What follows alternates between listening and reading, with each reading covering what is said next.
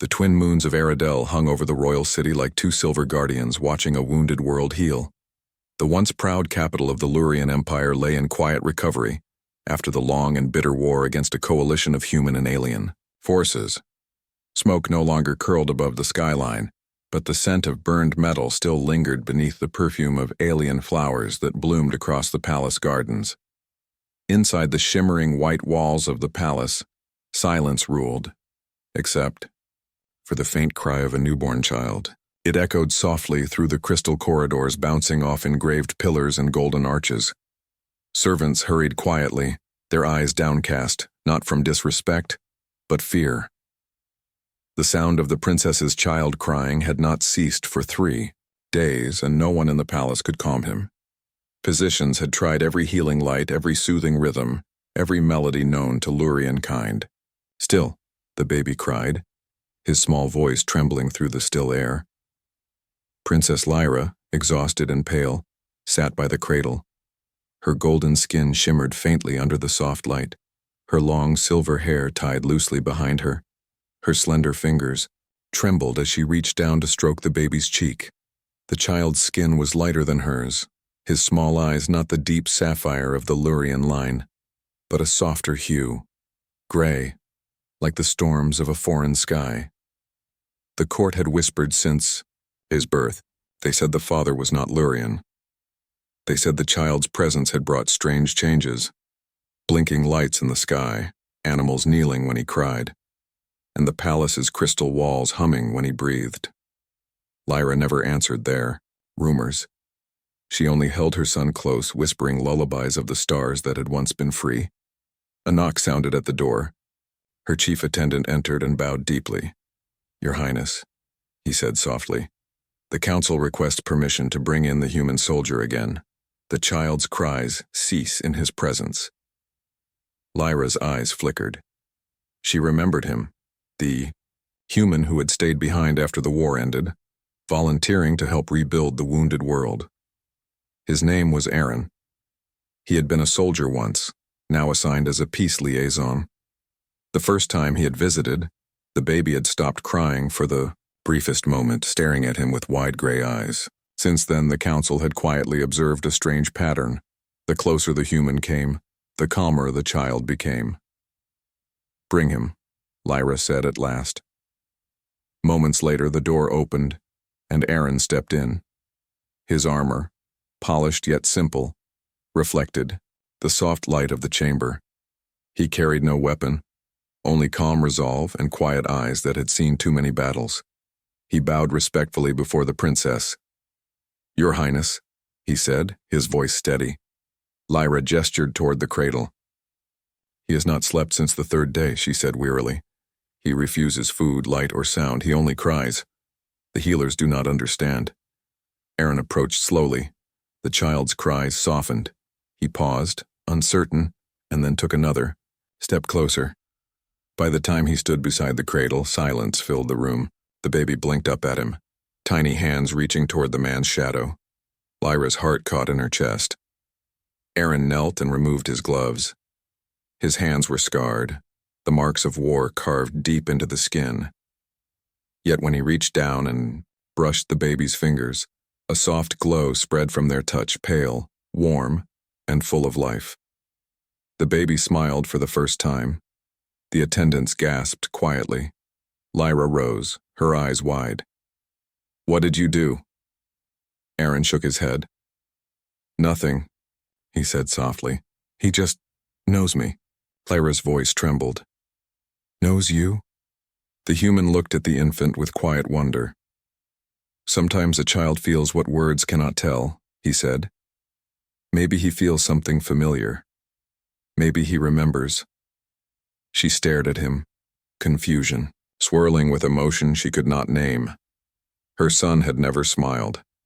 Not for her, not for the healers, not for the songs of the crystal singers. But now, in the hands of this human, he lay calm and bright. The council entered quietly, observing from the shadows. One of the elders whispered, "It cannot be coincidence. The child's blood reacts to human presence." Another murmured, If this child is truly of both worlds, he may be the bridge that ends the ancient divide. Lyra turned toward them. Enough, she said sharply. He is a child, not a weapon. The council bowed, retreating into silence. But Lyra knew their thoughts.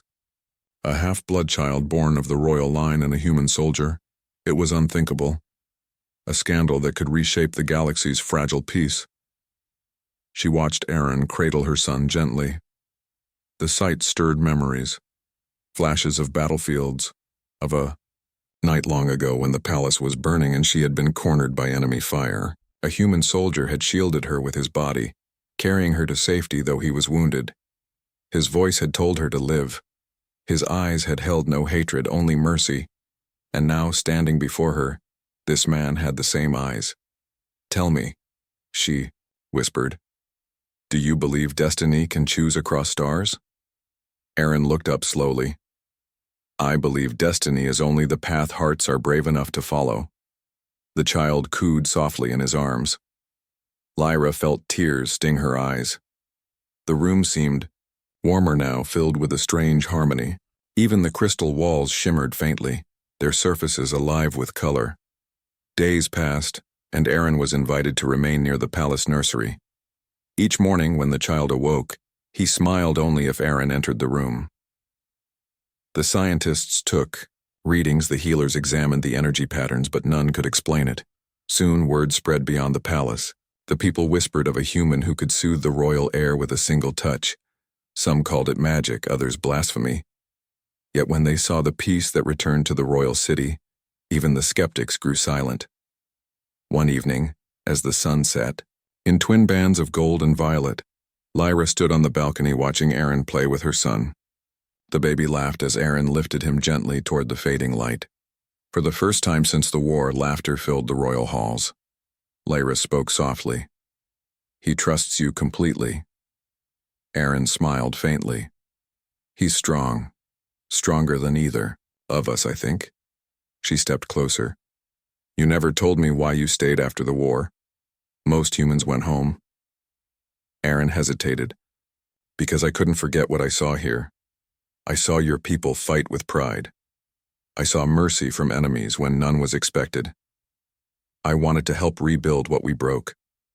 Her gaze softened. You've done more than rebuild. You've given him peace. You've given me hope. The silence between them was deep, filled with the hum of distant stars. Then came the night of the storm. Without warning, a rift opened in the sky, an ancient tear of energy left from the war. It pulsed above the capital, glowing crimson.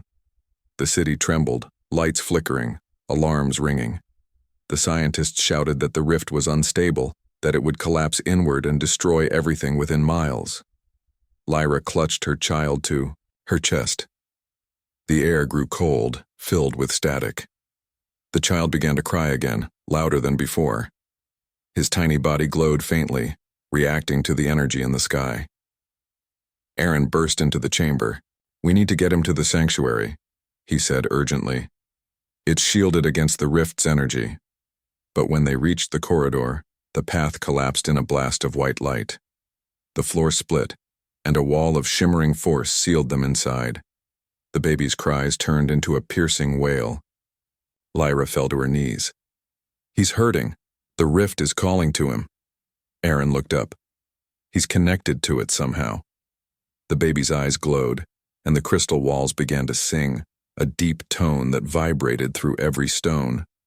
Aaron knelt beside them, placing a hand on the child's back. The glow steadied. Listen to me, he whispered. It's all right. You're not alone. The energy around them surged, then shifted. The rift outside trembled as if hearing the human's voice. The walls vibrated faster, but instead of cracking, they shone brighter. The storm began to fold inward, not with destruction, but with calm light. Lyra watched in awe as Aaron's voice grew steadier, his words a rhythm that echoed in harmony with the child's heart. The rift pulsed once, then vanished. Silence returned. Lyra looked down to find her son sleeping peacefully, his glow fading into soft warmth. Aaron collapsed beside her, exhausted but alive. She whispered, "You saved him."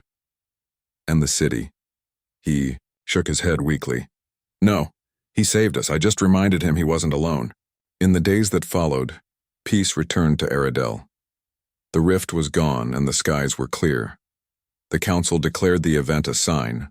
The bond between human and Lurian was no longer a curse, but a promise. Aaron continued to serve as protector and friend of the royal family. The people began to call him the Whisper of Light, the one whose presence could still storms. As for Lyra, she watched her son grow stronger each day. He carried both the courage of his mother's people and the quiet heart of humanity. When he reached for Aaron, she no longer felt shame or secrecy. She felt pride. One night, under the soft glow of the twin moons, Lyra said to Aaron, "The galaxy has always feared what it cannot understand. But you taught me that love is not a boundary. It's the bridge that ends all wars." Aaron looked toward the stars. "Then maybe one day he'll show the galaxy that peace was never beyond reach." Lyra smiled as her son stirred in his cradle, murmuring softly in his sleep. The walls hummed again, gentle and alive, echoing with the harmony of two worlds that had finally learned to understand each other. In that moment, Aradel was no longer a city of scars. It was a cradle of hope. And at its heart stood a princess, a human soldier, and the child whose cry had once carried across the stars but now sang only of peace.